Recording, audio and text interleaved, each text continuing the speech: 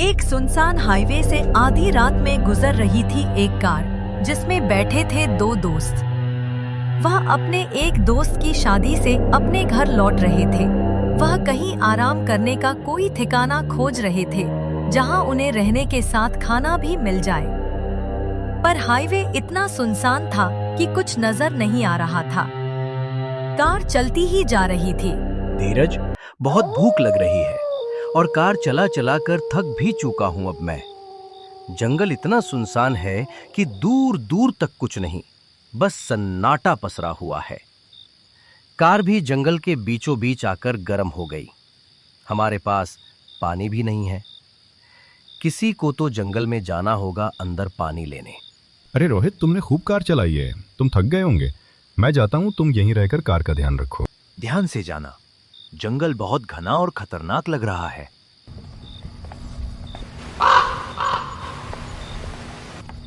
धीरज जंगल के अंदर चला जाता है पानी की तलाश में।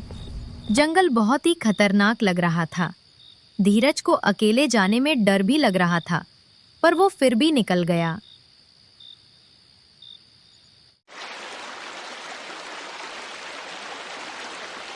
अरे ये जंगल के बीचों बीच किसकी खाट लगी हुई है?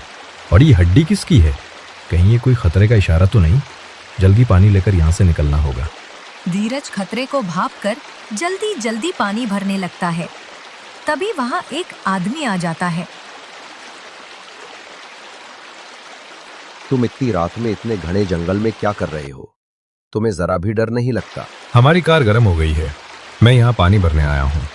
मैं और मेरा दोस्त इस घने जंगल से गुजर रहे थे। पर आप यहाँ क्या कर रहे हैं? आप कौन हैं? मैं यहाँ पास के गांव में रहता हूँ। इस जंगल के एक छोर पर मेरा ढाबा है। मैं कभी कभी यहाँ आकर आराम करता हूँ। ये जंगल बहुत खतरनाक है, किसी जानवर की हड्डी होगी ये। अरे वाह, ये तो बहुत अच्छी बात है। मैं और मेरे दोस्त भूखे हैं, हम कोई ढाबा ही खोज रहे थे। आप मुझे अपना ढाबा दिखा दो, मैं अपने दोस्त को लेकर वहां आ जाता हूँ। फिर वो दोनों निकल जाते हैं ढाबे की तरफ। यही है मेरा ढाबा, जाओ अपने दोस्त को भी ले आओ। तब तक मैं तुम्हारे लिए खाना बनाता हूँ। अरे वाह, बात बन गई। आपका ढाबा बहुत अच्छा है। यहाँ हम खाना खाने के बाद आराम कर लेंगे कुछ देर। अभी जाकर अपने दोस्त को लेकर आता हूँ। ऐसा कहकर धीरज अपने दोस्त रोहित को लेने चला जाता है। उसके जाने के बाद वहां कुछ अजीब होता है जिससे धीरज बिल्कुल बेखबर है। उन दोनों को जरा भी अंदाजा नहीं वो किस खतरे में है। धीरज खुश था कि उन्हें खाना और आराम के लिए जगह मिल गई। नहीं, इस खतरनाक जंगल में उनका क्या होता अगर ये भाई ना मिलता तो। कार में बैठकर धीरज अपनी सारी आप बीती रोहित को बताता है। फिर वह दोनों निकल जाते हैं जंगल के लिए।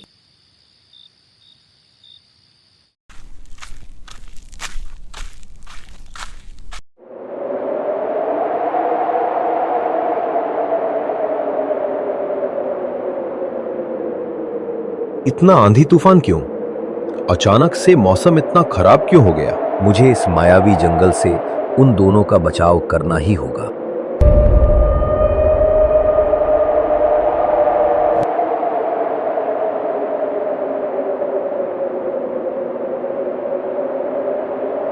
अरे यार, ऐसा लगता है मैं रास्ता भूल गया ढाबे का। अब क्या होगा? इस घने जंगल में किससे पूछें? अरे बेटा, तुम दोनों इस जंगल में इतनी रात को क्या कर रहे हो? क्या तुम नहीं जानते ये जंगल बहुत भयानक है। यहाँ मायावी शक्तियां वास करती हैं। एक बार यहाँ जो पहुंच जाए कभी बचकर नहीं जाता। माताजी, हम यहाँ इस जंगल में एक ढाबा खोज रहे हैं। आप यहाँ कैसे? अच्छा, समझ गई। मैं उस ढाबे वाले को अच्छी तरह जानती हूँ। तुम मेरे साथ चलो, मैं तुम्हें वहां पहुंचा दूंगी। मैं तो इस जंगल से आगे एक गांव है, वहां जा रही हूँ। मुझे इस जंगल से डर नहीं लगता। ठीक है माताजी, आप हमें ले चलिए। उन दोनों को अजीब लगता है, पर वह उस वृद्ध महिला के पीछे चल देते हैं।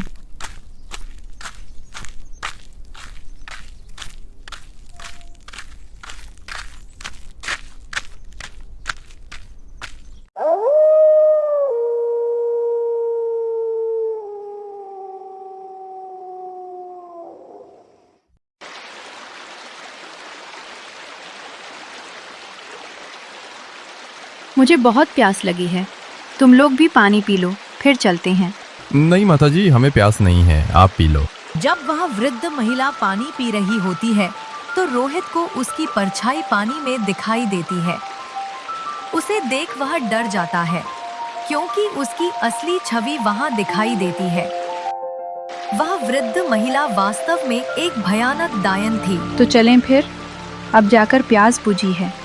जाने कब से प्यासी थी मैं। चलिए माताजी, आप आगे आगे चलकर हमें पहले की तरह ही राह दिखाइए।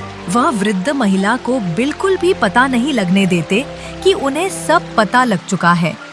वह कुछ दूर उसके पीछे चलते हैं, फिर चुपके से अपना रास्ता बदल लेते हैं। वह बहुत डरे हुए थे, पर अब जान का सवाल था। कुछ दूर आगे जाने के बाद महिला को आभास हो जाता है कि वह दोनों अब पीछे नहीं आ रहे, तो वह बहुत क्रुद्ध हो जाती है और उन्हें पागलों की तरह खोजने लगती है। वह अपने विकराल रूप में आ जाती है।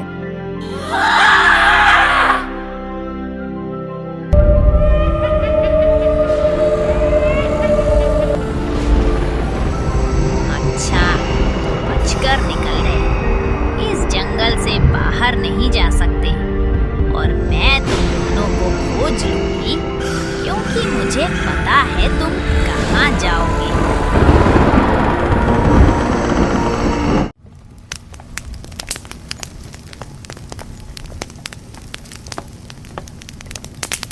अरे भाई, हमें बचा लो, हमारे पीछे एक डरावनी औरत आ रही है। हम मुश्किल से बचकर निकले हैं, पर उसे मालूम है कि हमें यहाँ आना है। वो यहाँ पहुँचकर हमें मार देगी। अच्छा, तो मैं ठीक ही सोच रहा था। कुछ देर पहले मैंने यहाँ किसी की मौजूदगी महसूस की थी। वो एक भयानक डायन है। वो इस जंगल में आने वाले लोगों को जाने नहीं देती। पर चिंता मत करो, जब तक मैं यहाँ हूँ वो तुम्हारा कुछ नहीं कर पाएगी। ये आग जब तक जलेगी वो हमसे दूर रहेगी।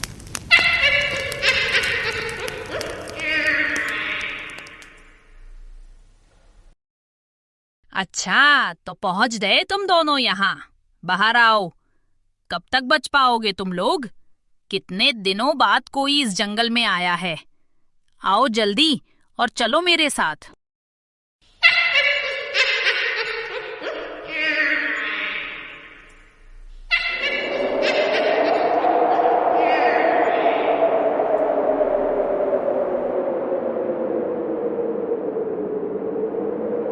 अरे यार, ये सब क्या हो रहा है? मुझे विश्वास नहीं हो रहा अपनी आंखों पर। अब क्या होगा? हमारी कार भी बहुत दूर है। यहां से कैसे निकालेंगे अब?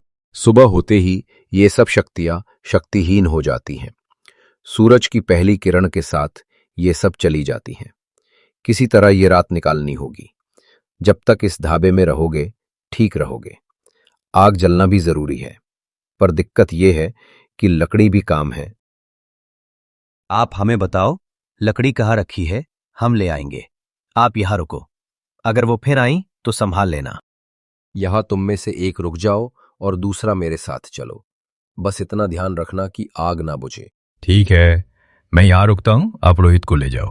अचानक बहुत तेज आंधी तूफान चलने लग जाता है।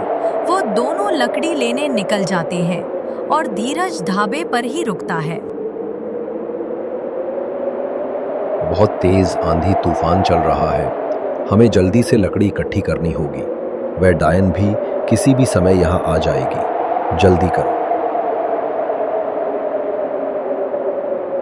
फिर वो दोनों जल्दी से लकड़ी चुनने लगते हैं। कुछ समय बाद उन्हें एक अजीब सी आवाज सुनाई देती है। वो दोनों समझ जाते हैं कि डायन करीब ही है और उन्हें जल्दी से निकलना होगा। चलो उठाओ लकड़ी, निकलना होगा, वो नजदीक ही है।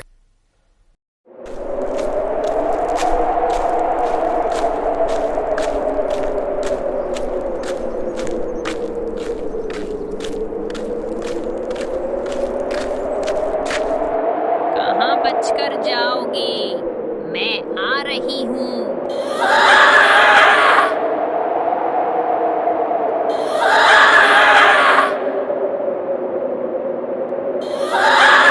अच्छा किया आ गए आप लोग। उस डायन की आवाज सुनाई दे रही है, वो आसपास ही है। लकड़ी भी खत्म होने वाली है। जल्दी से और लकड़ी लगा दो, नहीं तो आग बुझ जाएगी।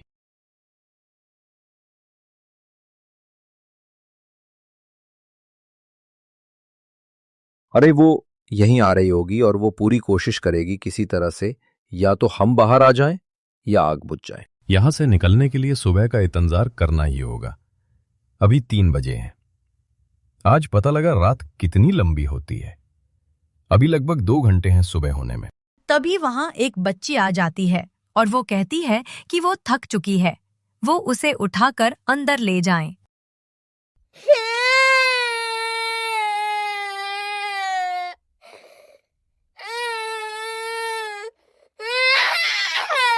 अंकल मैं बहुत थक गई हूँ और अपने घर का रास्ता भूल गई हूँ।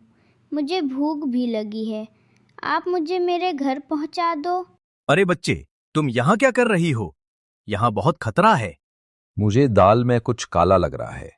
अगर ये एक साधारण बच्ची है तो ये अंदर आ जाएगी, और अगर ये कोई मायावी ताकत है तो नहीं आएगी।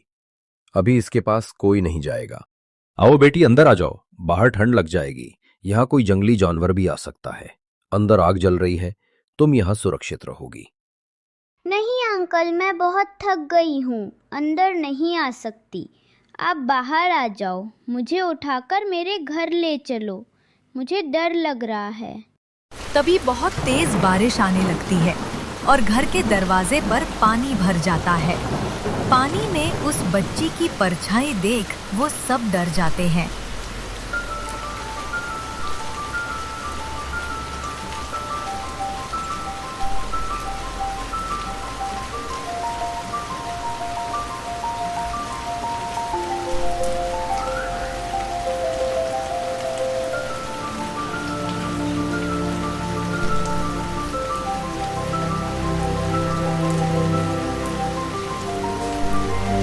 तुम एक बच्ची नहीं हो, अपने असली रूप में आ जाओ।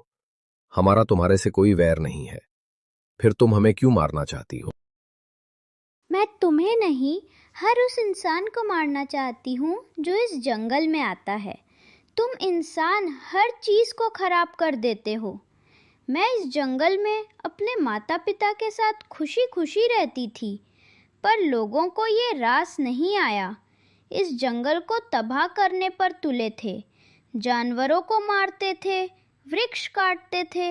हम इन चीज़ों की शिकायत वन विभाग को करते थे, तो उन्होंने मेरे पिता माता को मार डाला और मुझे इसी जंगल में मरने को छोड़ दिया। जिसकी परछाई तुम देख रहे हो वो मेरी माँ है। वो बहुत गुस्से में है, उन्हें मेरी चिंता है।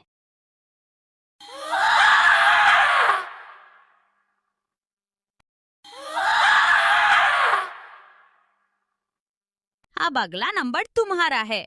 मैं तुम तीनों को नहीं जाने दूंगी। तुम्हें इस जंगल में आने की कीमत चुकानी होगी। इस ढाबे वाले को मैं बहुत समय से मारना चाहती हूँ, पर हमेशा आग जलाकर रखता है, खाना बनाता है और जानवरों को भी खिलाता है।